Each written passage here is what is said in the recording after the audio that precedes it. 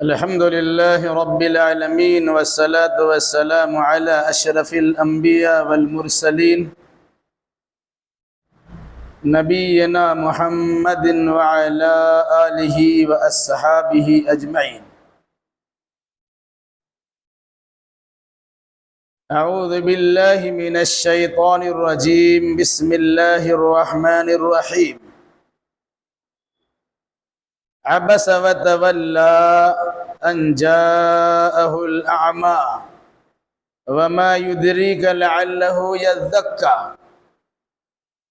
أو يذكر فتنفعه الذكرى أما من استغنى فأنت له تصدى وما عليك ألا يذكى وأما من جاءك يسعى وهو يخشى فأنت عنه تلهى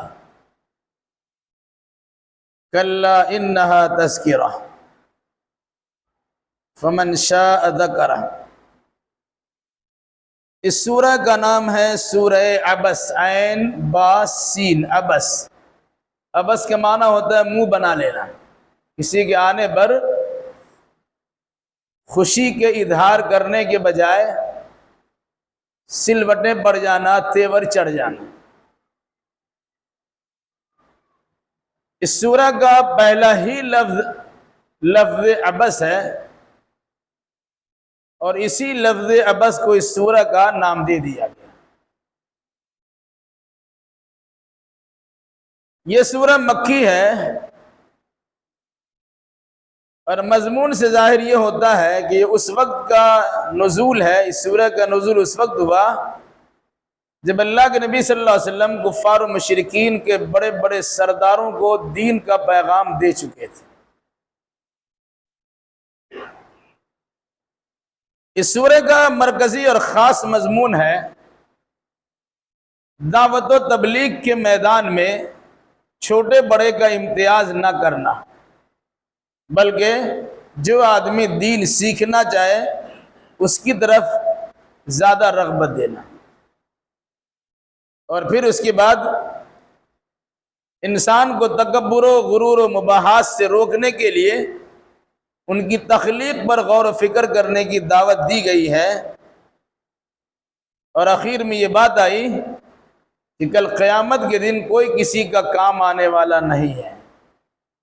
دنیا میں جتنی رشتہ داریاں دکھائی جاتی ہیں، یہ حساب کتاب کے وقت میں رشتہ داریاں نظر بھی نہیں آئیں گی، سب ایک دوسرے سے بھاگتے ہوئے نظر آئیں گے.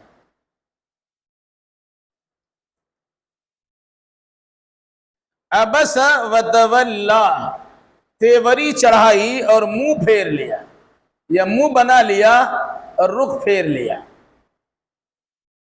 ان جاءہ الاعمی، اس بات سے کہ ان کے پاس ایک نابینا آدمی آیا، ایک اندھا آدمی آیا. اس سورہ کا شان نزول یہ ہے، کس وقت میں کس حالات میں اس سورہ کا نزول ہوا، اس پس منظر کو مفسرین کی اصطلاح میں شان نزول کہا جاتا ہے. یہ سورہ کس واقعہ کے تحت کیسے حالات میں نازل ہوئی ہے اسے کہا جاتا ہے شان نزول. اس کی شان نزول کیا ہے؟ ایک بار اللہ کے نبی صلی اللہ علیہ وسلم کفار و مشرکین کے بڑے بڑے سرداروں کو دعوت و تبلیغ کر رہے تھے. اسی دوران اللہ کے نبی صلی اللہ علیہ وسلم کا ایک رشتہ دار جو حضرت خدیجہ کے تعلق سے ہیں، حضرت خدیجہ کا خالہ زاد یا پھوپھا زاد بھائی، یعنی حضرت عبداللہ ابن ام مکتوم رضی اللہ تعالیٰ عنہ، جو رسول اکرم صلی اللہ علیہ وسلم کے برادر نسبتی ہو گئے.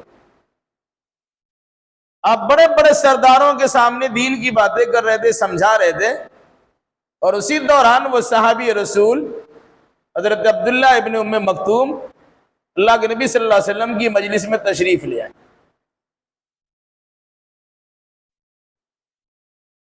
کسی آدمی کے آنے پر اللہ کے نبی کا دستور تھا اور دستور ہے کہ بڑے حسن اخلاق سے انہیں سے پیش آتے ہیں، بیٹھتے ہیں، بات چیت کرتے ہیں، مزاج پوچھتے ہیں.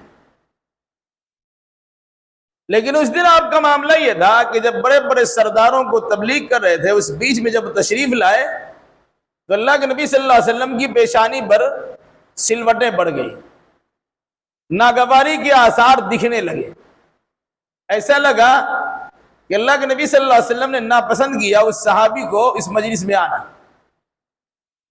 پھر پورے طور سے ان پر متوجہ ہونے کو بجائے آپ نے رخ ادھر پھیر لیا، دیکھا ضرور لیکن رخ پھیر لیا۔ رخ پھیرنے کا مطلب نہیں ہے کہ بالکل دوسرے طرف رخ پھیر لیا، یعنی اللہ کے نبی صلی اللہ علیہ وسلم ان کو دیکھے بھی اور دیکھنے کے بعد دعوت و تبلیغ میں مشغول ہو۔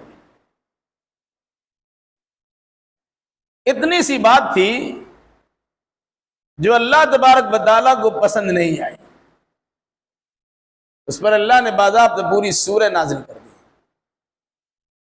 عبس وتولی، ایک انداز اس طرح بیان کیا ہے کہ کسی کو مخاطب نہیں کیا، نبی تم نے ایسا کیا یا آپ نے ایسا کیا، ایسا نہیں کہا۔ ایک عام ماضی کے انداز میں کہا عبسا، اس نے منہ بنا لیا، وتولی، اور اس نے رخ پھیر لیا۔ کیوں؟ ان جاءہ الاعمی، صرف اس بنیاد پر کہ ان کے پاس ایک نابینا آدمی، نابینا صحابی تشریف لائے۔ اس پہ قرآن کیا کہتا ہے؟ وَمَا يُدْرِيكَ لَعَلَّهُ يَزَّكَّىٰ، اے نبی آپ کو کیا پتا شاید یہ آدمی آپ کی مجلس میں پہنچ کر تزکیہ نفوس کر لیتا، اپنے آپ کو پاک صاف بنا لیتا۔ یہ امید ہے کہ یہ آدمی آپ کی مجلس میں پہنچ کر آپ کی بات کو سن کر اپنے آپ کو پاک صاف کر لیتا۔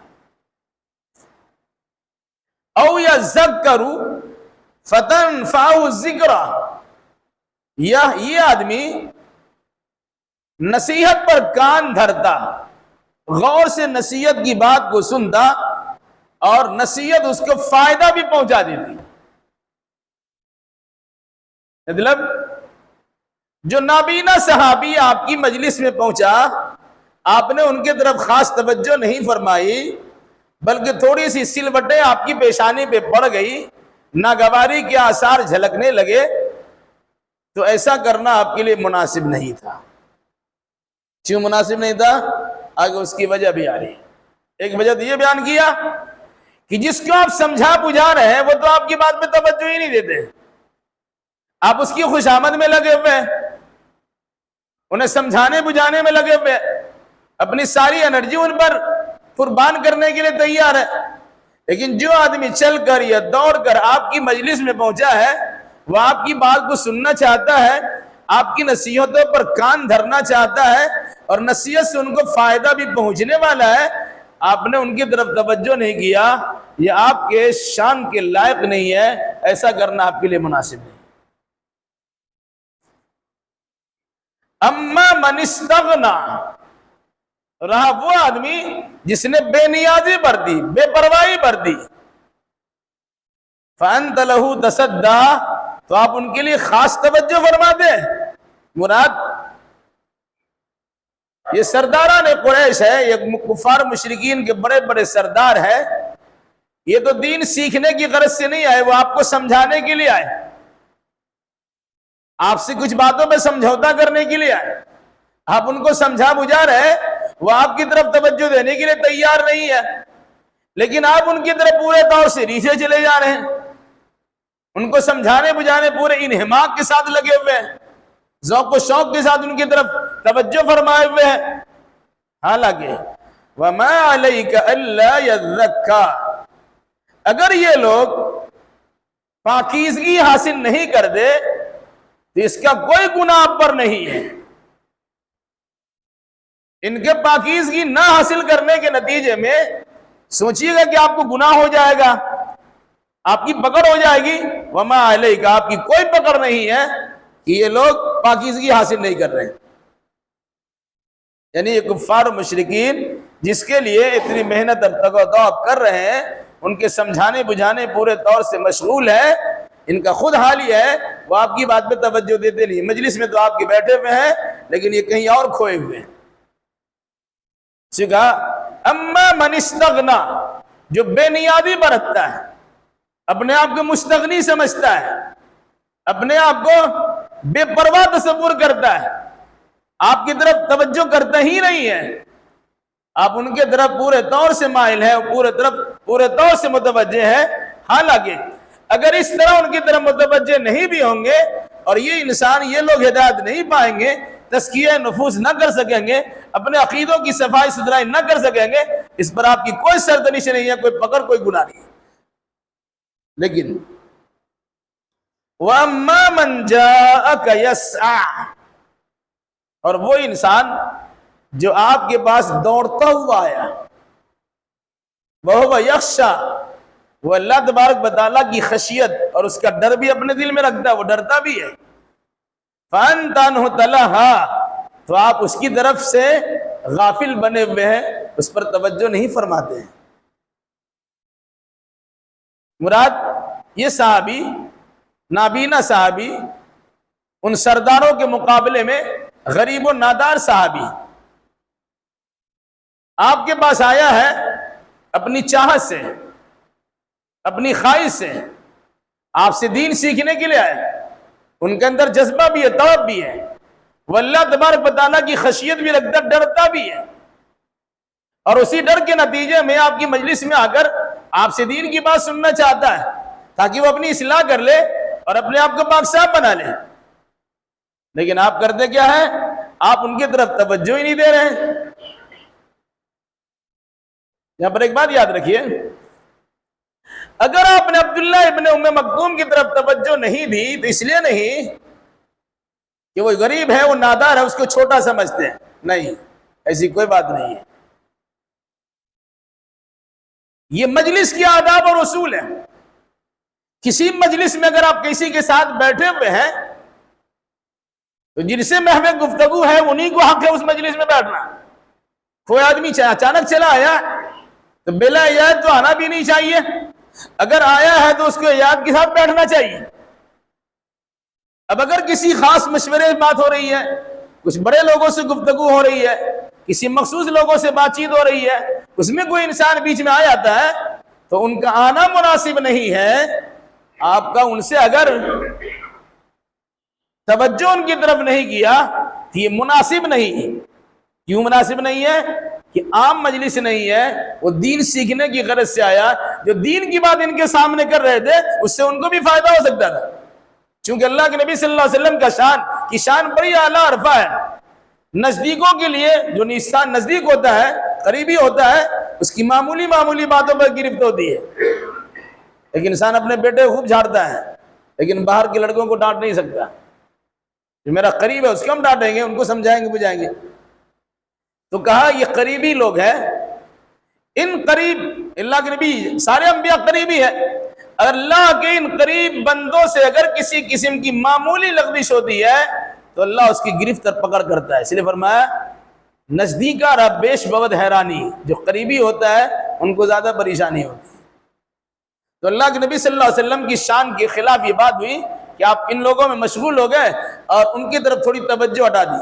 آپ نے ناراضگی کا اظہار نہیں کیا، لیکن ہلکی سی بات کیوں آئی کہ ان کو ابھی آنا نہیں چاہیے تھا، اب ان کو سمجھانے میں لگے۔ کیوں؟ یہ لوگ ایسے غریب و نادار کو پسند نہیں کرتے۔ ان لوگوں نے خاص میٹنگ کی، خاص جگہ متعین کیا، خاص بیٹھنے کے لیے مقام متعین کیا۔ اب اگر کوئی دوسرا چلا آتا تو یہ لوگ سوچیں گے یہ بیچ میں ٹپ کے کہاں سے۔ اس مناسبت سے اللہ کے نبی صلی اللہ علیہ وسلم نے ان پر توجہ نہیں دیا، لیکن ان سے غصہ نہیں ہوئے، ڈانٹ ڈپٹ کے بغاوت نہیں دیا، بلکہ صرف توجہ ہٹا لی۔ فرمایا وَأَمَّا مَنْ جَاءَكَ يَسْعَى، اور جو انسان آپ کے پاس دوڑتا ہوا آیا، وَهُوَ يَخْشَى، وہ اللہ تبارک و تعالیٰ کی خشیت بھی رکھتا ہے اور اللہ سے ڈرتا بھی ہے، فَأَنْتَ عَنْهُ تَلَهَا، تو آپ اس کی طرف سے غافل ہو گئے، یعنی اس پر خاص توجہ نہیں دیے۔ مطلب آپ کو ایسا نہیں کرنا چاہیے تھا، ان پر بھی توجہ خاص ہونی چاہیے، کیونکہ وہ دین سیکھنے کے لیے آیا تھا۔ دین خاص نہیں ہے بلکہ دین عام ہے، جو اس میں آئے گا سب کو دین سیکھنے سکھانے کی گنجائش ہے اور صورت ہے۔ اس لیے آپ کو ان کی طرف سے بے توجہی نہیں برتنی چاہیے اور ان کفار و مشرکین کی طرف توجہ خاص نہیں کرنا چاہیے، بلکہ یہ سوچنا چاہیے جو بھی اس مجلس میں آیا ہے سب دین سیکھنے کی غرض سے آیا، سب توجہ کے لائق۔ فرمایا اس کے بعد اللہ نے کلا انہا تذکرہ، ہرگز نہیں، یعنی آپ کا ایسا کرنا ہرگز مناسب نہیں ہے۔ آپ نے جو بڑے چھوٹے کی تمیز کر دی، سرداران قریش حرام انسان کے درمیان فرق پیدا کر دیا، یہ کم از کم آپ کی شان کے خلاف ہے، آپ کو ایسا نہیں کرنا چاہیے۔ کلا، ہرگز نہیں، یہ نظریہ، یہ طریقہ کبھی آئندہ بھی اپنانا نہیں ہے، بلکہ طریقہ کار آپ کا یہ ہونا چاہیے کہ جو آدمی بھی دین سیکھنا چاہتا ہو، چاہے کسی قبیلہ خاندان کا ہو، چھوٹا ہو یا بڑا ہو، امیر ہو یا غریب ہو، عورت ہو یا مرد ہو، کسی خطہ اور علاقہ کے رہنے والا ہو، جو دین سیکھنا چاہتا ہے، پہلی فرصت میں توجہ اس پر زیادہ ہونی چاہیے۔ فرمایا کلا، ہرگز نہیں، جو آپ نے کیا یہ مناسب نہیں ہے۔ انہا تذکرہ، یقیناً یہ تذکرہ ہے، یاد دہانی ہے۔ دین یاد دہانی کا نام ہے، قرآن یاد دہانی کا نام ہے، جو اللہ کی جانب سے پیغام اور وحی ہے وہ یاد دہانی کا نام ہے۔ یاد دہانی، یاد کرانے والی چیز، جو سبق پڑھ کے انسان بھول گیا اسے یاد کرا رہا ہے۔ روز الست میں اللہ نے تمام انسانوں سے عہد و پیمان لیا تھا، الست بربکم قالوا بلی شہدنا، کیا تم لوگوں کا میں رب نہیں ہوں؟ سب نے کہا تھا کیوں نہیں اللہ، تو ہمارا رب ہے۔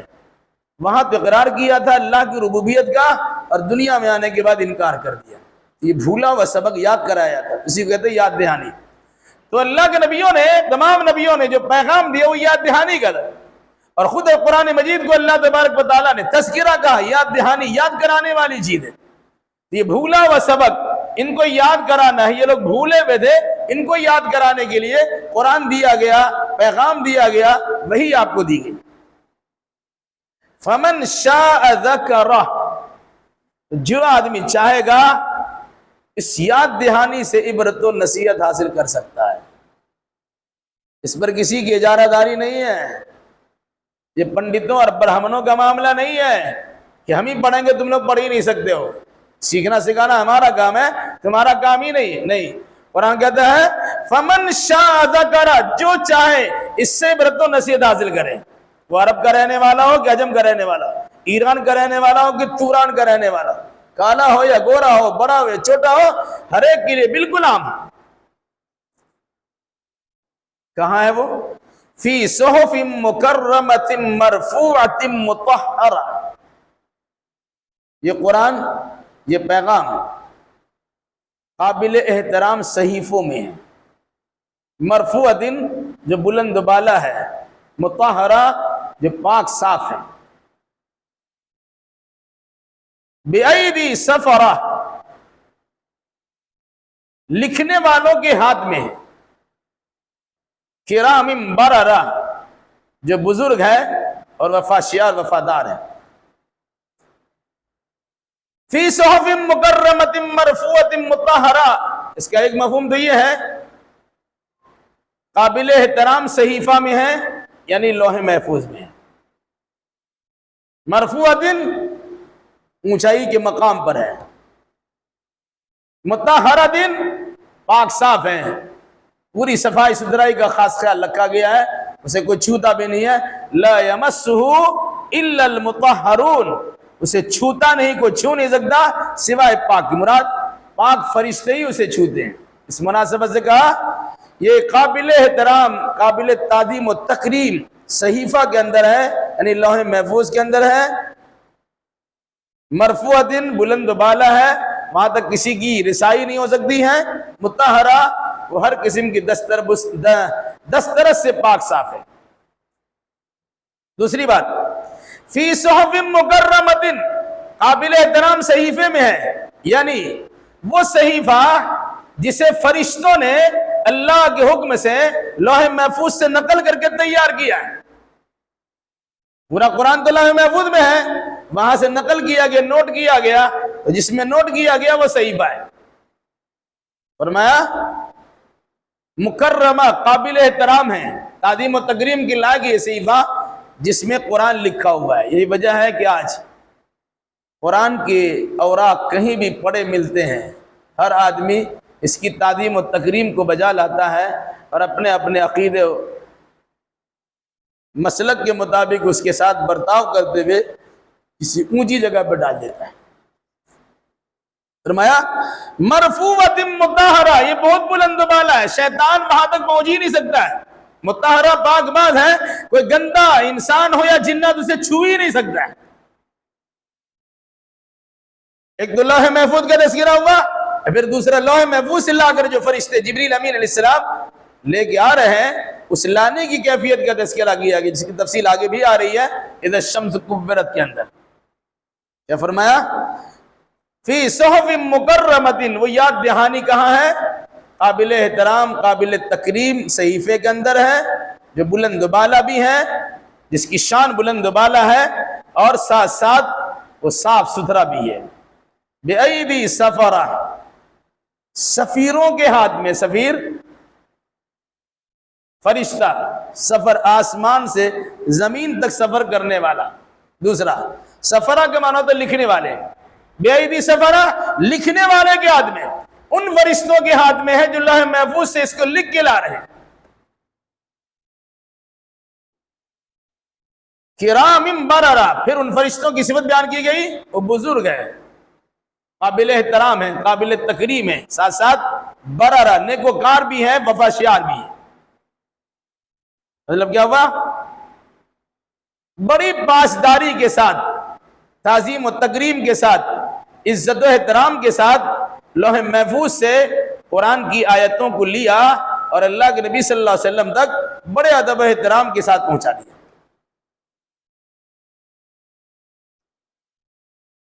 قتل الانسان ما اکفرہ، انسان غارت ہو جائے، تباہ و برباد ہو جائے، کتنا بڑا ناشکر ہے، کیا اس نے ناشکری کر دی؟ مطلب اللہ نے انسان کو پیدا کیا، اشرف المخلوقات بنایا، دنیا کے تمام مخلوق میں سب سے بہتر اعلیٰ عرفہ بنایا، اور جب اللہ تبارک و تعالیٰ کی سب سے بہترین بات کتاب اللہ اور قرآن مقدس کی شکل میں سے ملی ہے، اس کو تو اس پر ایمان لانا چاہیے تھا، لیکن اس نے ناشکری کر دی، ناقدری کی، اس کا انکار کر دیا۔ کیا فرمایا؟ انسان ہلاک ہو جائے، تباہ برباد ہو جائے کہ جس قادر مطلق نے اور خالق کائنات نے ان کی تخلیق بخشی ہے، ہر چیز انہیں عطا بھی کیا ہے، بڑا اعلیٰ عرفہ درجہ بھی دیا ہے، اس اللہ کی جانب سے انہیں کلام مل رہا ہے، نصیحت کی بات مل رہی ہے، ہونا تو یہ چاہیے یہ اللہ کا شکر گزار بندہ بندے اور شکر گزاری کے جذبے سے سرسار ہونے کے نتیجے میں اس پر ایمان لاتے، لیکن اس نے ناشکری کر دی ہے، اللہ کی کسی نعمت کا اعتبار نہیں کیا، بلکہ قرآن مقدس جیسی کتاب کا بھی انکار کر دیا۔ فرمایا قتل الانسان ما اکفرہ، انسان تباہ و برباد ہو جائے، غارت ہو جائے، وہ جس نے اس کا انکار کیا۔ ما اکفرہ، کیا ہی ناشکرہ ہے، اور کتنا بڑا ناشکرہ انسان ہے، ایسا ناشکرہ انسان تباہ و برباد ہو جائے۔ من ای شیء خلقہ، آخر یہ ناشکری کیوں کرتا ہے؟ اللہ کی دھرتی پر اتراتا کیوں ہے؟ اپنے آپ کو بڑا سمجھتا کیوں ہے؟ کہا ذرا اپنی تخلیق پہ تو غور کرو، پیدا کس چیز سے ہو؟ من ای شیء خلقہ، اس اللہ نے اسے کس چیز سے پیدا کیا ہے؟ انسان یہ کرتا ہے، تکبر و غرور کرتا ہے، پندار و گھمنڈ کرتا ہے، انہیں اپنی تخلیق پہ غور و فکر کرنا چاہیے۔ یہ پیدا ہونے میں اللہ کا محتاج ہے، اور جب پیدا ہونے کی کیفیت پیدا ہوئی ہے تو پیدا ہونا بھی ایسی چیز سے جسے انسان ذلیل و خوار سمجھتا ہے، جسے انسان ذلت کا سامان سمجھتا ہے۔ کیا فرمایا؟ من ای شیء خلقہ، کس چیز سے اللہ نے اس کو پیدا کیا ہے؟ پھر فرمایا من نطفۃ خلقہ فقدرہ، منی کے بوند اور قطرے سے اس اللہ نے اس کو پیدا کیا ہے، پھر اس کی منصوبہ بندی کی ہے۔ ماں باپ کے میل ملاپ کے نتیجے میں نکلنے والے پانی کے قطرات امشاج نبتلی، جو دونوں کے میل ملاپ سے ہوتے ہیں، ملے جلے پانی ہوتے ہیں، بدن پہ لگ جائے تو انسان گھن محسوس کرتا ہے، اسی پانی سے انسان کی تخلیق ہوئی ہے، اور جب دنیا میں بن سنور کے آ گیا تو انسان اتراتا ہے، اپنے خالق کو پہچانتا نہیں ہے، غرور و پندار کے اندر مبتلا ہے، اسی کو اللہ نے یاد دلایا من ای شیء خلقہ، اس اللہ نے اسے کس چیز سے پیدا کیا ہے؟ من نطفہ، پھر قرآن کہتا ہے نطفے سے پیدا کیا، منی قطرے سے پیدا کیا، فقدرہ، پھر اللہ نے اس کی تقدیر بنائی ہے، پانی کی شکل میں جمع ہو، استقرار رحم ہوا، رحم مادر میں جمع ہوا، پھر اس کے بعد آہستہ آہستہ اس کی پوری شکل بنتی ہے، مکمل بھی کر دیا جاتا ہے، ذی ہوش بنایا جاتا ہے، ذی روح بنایا جاتا ہے، جس میں کہ حصے بڑے بڑے اچھے انداز میں بڑی ساخت میں بنائے جاتے ہیں۔ اللہ نے کیا کہا؟ فقدرہ، پھر اسی اللہ نے اس کی تقدیر بنائی ہے، یا اسے بنایا اور سنوارا ہے، اس کی منصوبہ بندی کی۔ ثم السبیل یسرہ، پھر اسی اللہ نے اس کے لیے راستے کو آسان بنا دیا ہے۔ کون سا راستہ ہے؟ ماں کے پیٹ میں ہوتا ہے، ماں کھاتی ہے، اس کی نابھی سے اس بچے کے پیٹ میں کھانا جاتا ہے۔ اب دیکھتے ہیں ولادت کے وقت میں بچے سے نابھی جڑی ہوئی رہتی ہے، اس کاٹا جاتا ہے، جب تک پیٹ میں ہے اس کے جسم میں خوراک پہنچایا جاتا، غذا پہنچائی جاتی، پانی پہنچایا جاتا، خون پہنچایا جاتا، تو سارا کا سارا معاملہ ماں کے اندر سے ہو کے جاتا ہے۔ کہا ثم السبیل یسرہ، پھر اسی اللہ نے اس کے راستے کو آسان بنا دیا، کس طرح کھانا پہنچائے گا، کس طرح پانی پلائے گا، وہ راستہ اللہ نے بنایا۔ یا پھر دنیا میں جب انسان آتا ہے تو اللہ نے اس کے لیے راستہ ہموار کر دیا، فہدیناہ النجدین، اس کو دو راستے دکھلا دیے۔ بعد میں تو ہدایت و گمراہی کے دو راستے ہوتے ہیں، لیکن پیدا ہونے کے فوراً بعد ماں کی چھاتی کی دو نالیاں، دو راستے انہیں دکھائی دیتے ہیں، کبھی ادھر سے پانی بچہ دودھ پیتا ہے، کبھی ادھر سے بچہ دودھ پیتا ہے، یہ دو راستے اللہ نے دکھلائے۔ کیا فرمایا؟ ثم السبیل یسرہ، پھر اللہ ہی نے اس کے لیے راستے کو آسان بنا دیا، چلنا پھرنا بھی آسان ہوگا، کھانا پینا بھی آسان ہوگا، جینا اور زندگی گزارنا بھی آسان ہوگا۔ پھر اس کے بعد فرمایا ثم اماتہ فاقبرہ، پھر اسی اللہ نے اسے موت سے دوچار کیا، اور پھر اسی اللہ نے اسے قبر میں داخل کروایا۔ یعنی انسانی فطرت ہے جلانا نہیں، بہانا نہیں، بلکہ دفن کرنا ہے۔ اس میں انسان کی تعظیم و تکریم ہے، اگر اسے چھوڑ دیا ویسے ہی چیل کوے کھا جائیں گے، پانی بہا دیا، سمندر میں رہنے والے یا دریا میں رہنے والے جانور سے چیر پھاڑ کر دیں گے۔ کہا اس کی تعظیم و تکریم کی گئی، زندگی گزارنے کے موقع فراہم کیا گیا، بہت ساری تدبیریں سکھلائی گئی، کھانے کمانے کے راستے بدلائے گئے، ترقی کے اصول سکھلائے گئے، لیکن ایک متعینہ گھڑی آئے گی اور وہ موت کا وقت ہوگا، اللہ تبارک و تعالیٰ کی جانب سے اس پر موت آئے گی، وہ مر جائے گا۔ پھر مرنے کے بعد یوں ہی نہیں چھوڑا گیا، فاقبرہ، پھر اسی اللہ نے اسے قبر میں ڈلوا دیا۔ انسان پیدا ہوا، زندگی گزارا، موت سے دوچار ہوا، قبر میں داخل ہو گیا۔ اتنا قسم مانتا ہے کیونکہ آئے دن اس کا مشاہدہ کرتا دیکھتا ہے، برسا برس یہ چیز دیکھی جا رہی ہے، ہمارے باپ دادا تھے مر گئے، زندگی گزار لیے، مر گئے، قبر میں ڈال دیا، اتنا تو سب مانتا ہے۔ لیکن اس کے بعد جو اصل میں کہا گیا ثم اذا شاء انشرہ، پھر جب وہ اللہ چاہے گا تو اسے زندہ اٹھا کھڑا کر دے گا۔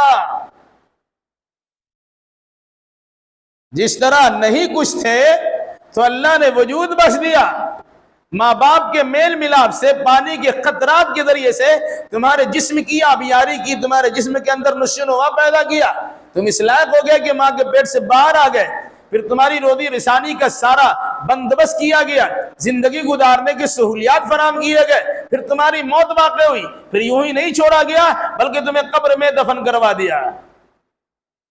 پھر کہا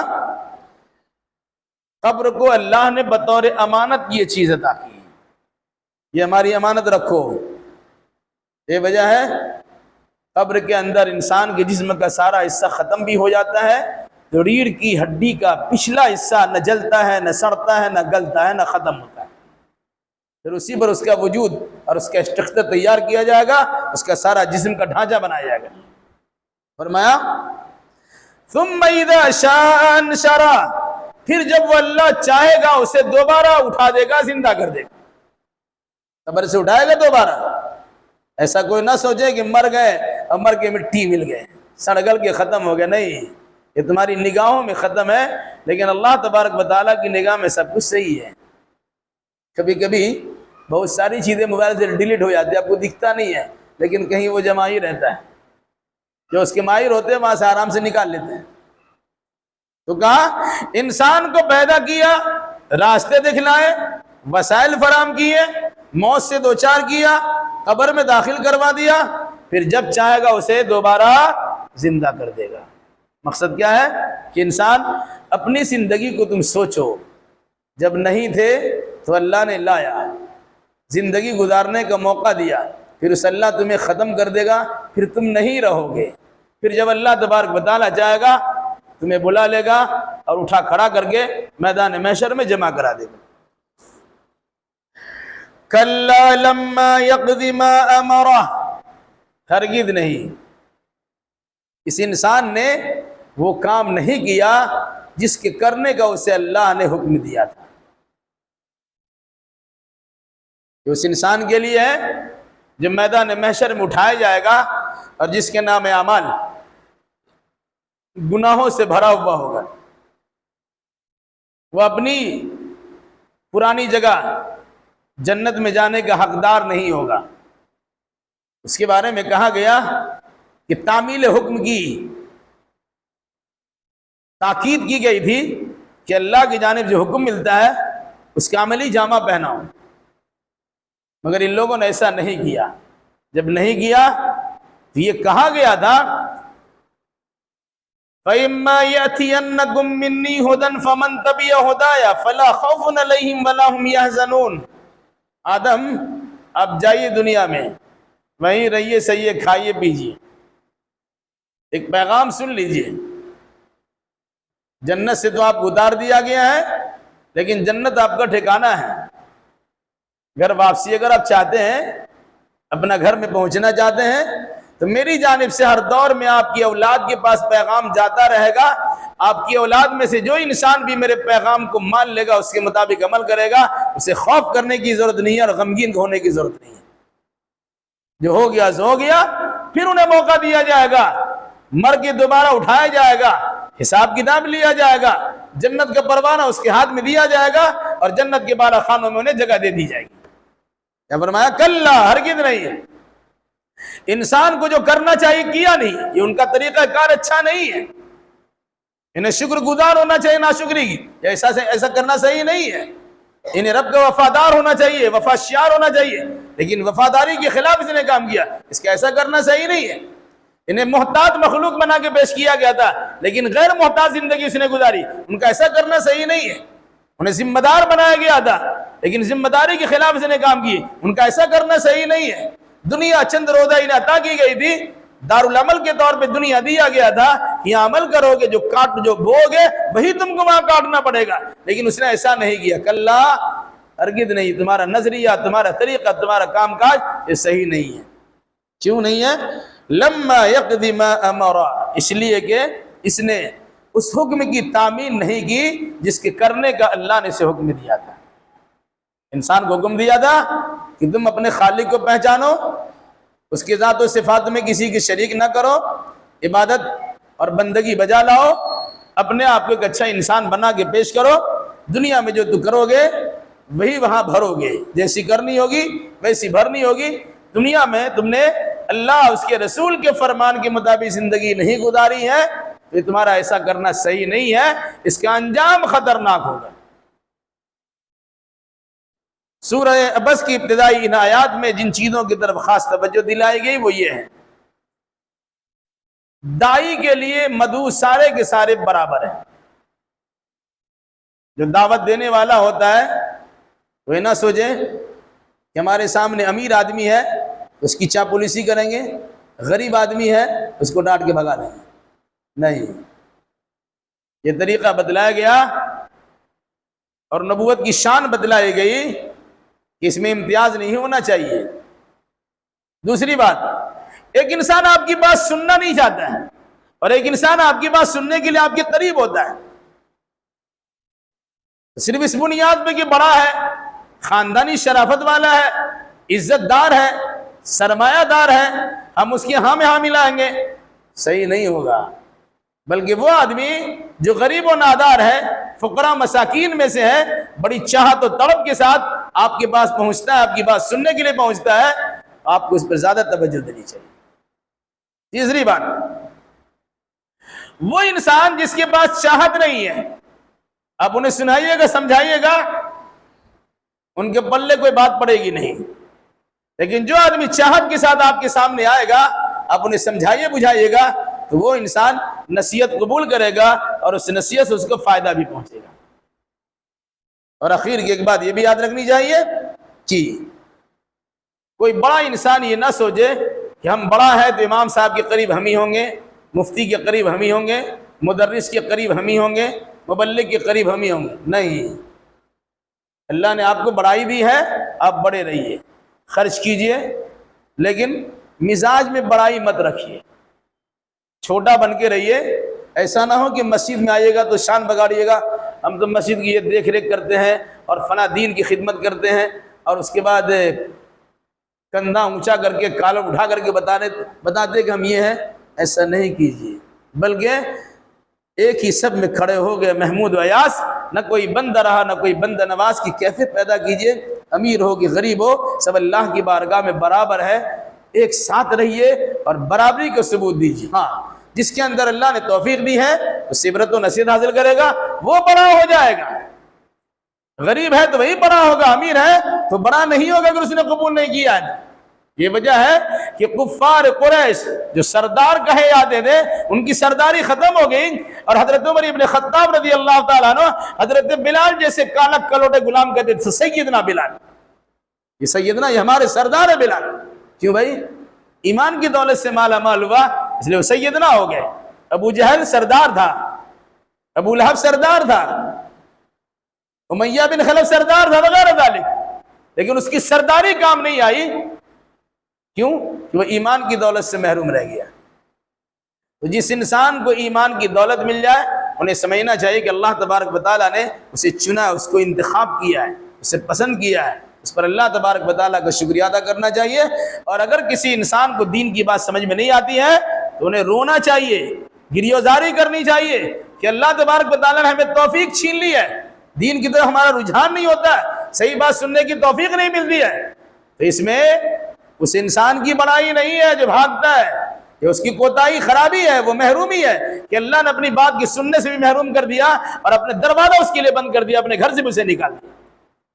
اس لیے جس انسان کو دین کی صحیح باتیں جہاں بھی ملے سننے کو سننا بھی چاہیے اور اس کو عمل میں لانا چاہیے، اس کی توفیق مل جائے، اسے اللہ تبارک و تعالیٰ کا شکریہ ادا کرنا چاہیے۔ یہی وجہ ہے کہ انسان جب جنت میں جائے گا تو کہے گا الحمدللہ الذی ہدانا لہذا وما کنا لنہتدی لولا ان ہدانا اللہ۔ اللہ کے لیے تعریف ہے جس نے ہمیں اس بات کی ہدایت دی، اگر اللہ ہمیں ہدایت نہیں دیتا، صحیح راستے کی رہنمائی نہیں کرتا تو ہم یہاں نہیں پہنچ سکتے۔ اگر کسی کو توفیق ملی ہے تو اللہ تبارک و تعالیٰ کا شکر گزار ہونا چاہیے۔ ہم کہتے ہیں فخر سے کہو کہ مسلمان ہے، نہیں، شکر سے کہو کہ مسلمان ہے۔ فخر کیا چیز ہے؟ یہ اللہ کا شکر ادا کرو کہ اللہ نے تمہیں اسلام کے لیے چنا ہے، فخر کرنے کی کیا ضرورت ہے؟ اس لیے ہمیں کتاب اللہ اور سنت رسول اللہ کی تعلیمات سے رشتہ جوڑنا چاہیے۔ اگر توفیق مل گئی تو اللہ کا شکر ادا کرنا چاہیے، اور اگر توفیق نہیں ملی ہے تو اللہ کی بارگاہ میں گریزاری کرتے ہوئے توفیق کی بھیک مانگنی چاہیے۔ اللہ ہمیں اور آپ کو جملہ مسلمانوں کو کتاب و سنت کی روشنی میں عقیدہ اعمال بجا لانے کی توفیق مرحمت فرمائے۔ اقول قولی ھذا واستغفر اللہ لی ولکم ولسائر المسلمین، وآخر دعوانا ان الحمد للہ رب العالمین۔